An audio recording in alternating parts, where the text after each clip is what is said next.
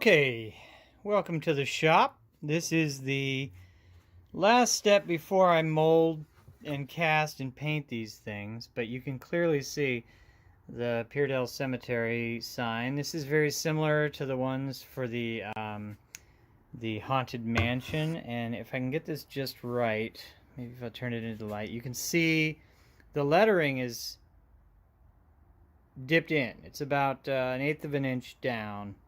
And you'll see how that'll work out for painting even easier. But that happens all the way up here, even with the death's head, is kind of eaten away into the foam. This is just a piece of foam core onto a dollar store. It's like a press board, but it's kind of like wood. Plaque base. And it's got a little edge, which you can just see right around there.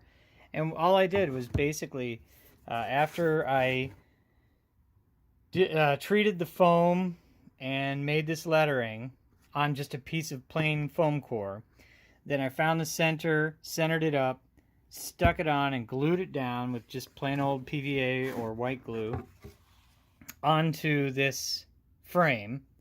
And then I used that little reveal, that little edge right there, and laid an X-Acto knife right along that and cut around it. The areas where I needed a little bit more finesse, I went in with a sanding sponge and sanded just along these edges to try to clear them up. And if you look at it from front on, it looks pretty good. It looks pretty much like it was a manufactured plaque.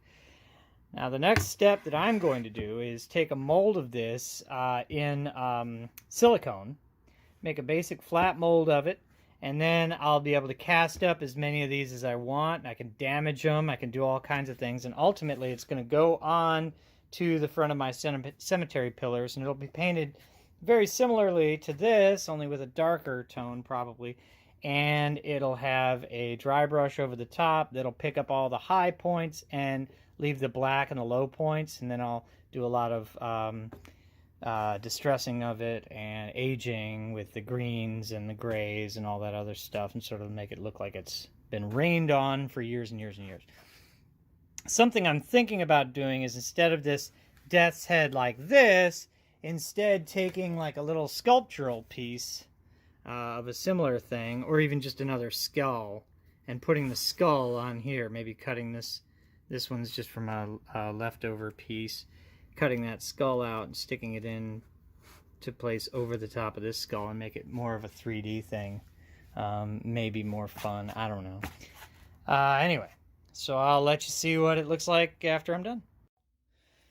Okay, so I apologize that I didn't take any shots of this stuff earlier, but you saw what the final piece of foam core looked like when it was stuck to this plaque. This plaque I literally just bought at the dollar store, and the foam core actually comes from the dollar store. Most of you probably know foam core is just a piece of foam that is just surrounded by paper. So if you look really closely, I can peel this paper back just on the sides of it, and it will expose the foam. Now the foam is fairly soft, and it's only about 1/8 of an inch to 1/4 of an inch thick. That's all you need. Remember, what we're doing is a plaque, so we want this really smooth foam. And what I did is, if you look at my other video that's all about how to make tombstone lettering, I did the same thing with this. So I used my vinyl cutter to cut out the letters and the little death's head and all that. And actually, if you look at the final copy, I actually used these little casts. I sculpted this a long time ago, and took a little mold of it again out of silicone, and then I ended up gluing it right to the surface of this. Now in this silicone mold, which is a really simple, all I did was take the original piece, lay it on a piece of board, glue it down with hot glue. You can see there's still remnants of hot glue all the way around the edges. stuck it down on a board with hot glue, took more foam core, and built a wall around this whole object up about, well, you can see, about an inch, inch and a quarter. And then all you do is pour the silicone all over this. Now, obviously, you don't have to make a mold of this. If you're doing a one-off, you do this, paint it, and you're done. With me, I wanted to have several of these, and I wanted to break them and have fractures and stuff. So if you guys are interested, leave a note down in the comments and ask me, and I will probably make a how to make a silicone mold video somewhere down the line. They're very simple to do.